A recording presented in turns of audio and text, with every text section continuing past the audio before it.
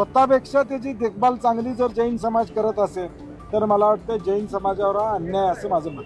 धोरणात्मक निर्णय न घेता ज्या ज्या मठांच्याकडे जे जे हत्ती आहेत त्यांना निगा कशी राखायची सांगा.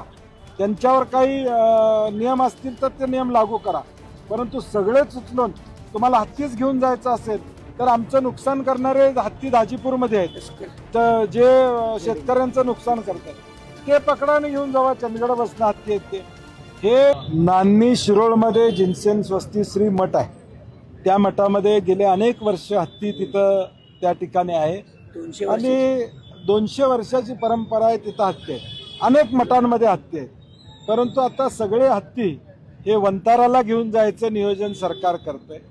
सामाजिक बांधिलकी ठेवून किंवा धार्मिक भावना या हत्ती नेण्यामुळे दुखवण्याची शक्यता आहे. त्यामुळे आमची सरकारला विनंती आहे की याचा फेरविचार करावा. 200 वर्षी जी परंपरा आहे ती परंपरा जैन समाजाची आपण मोडणार आहेत का?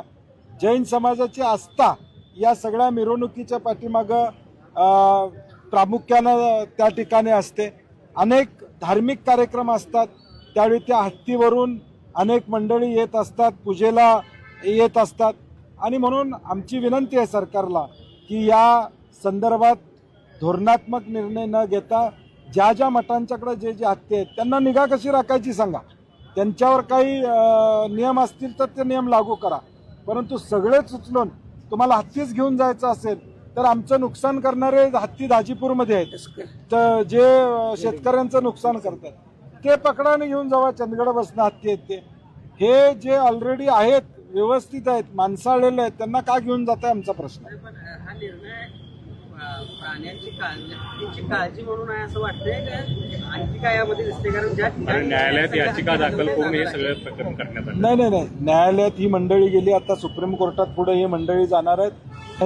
जैन समाजाच्या धार्मिक भावना दुखावल्या जातात. मूळ मुद्दा काय की तिथं हत्तीची निगा राखली नसती, त्याच्यावर अत्याचार होत असतील तर ठीक आहे, आपण समजू शकतो की प्राण्यांचा कायदा आहे. परंतु तिथं हत्ती स्वतःपेक्षा जैन समाज त्याची जास्त काळजी करतोय. स्वतःपेक्षा त्याची देखभाल चांगली जर जैन समाज करत असेल तर मला वाटतं जैन समाजावर हा अन्याय असं माझं मत आहे.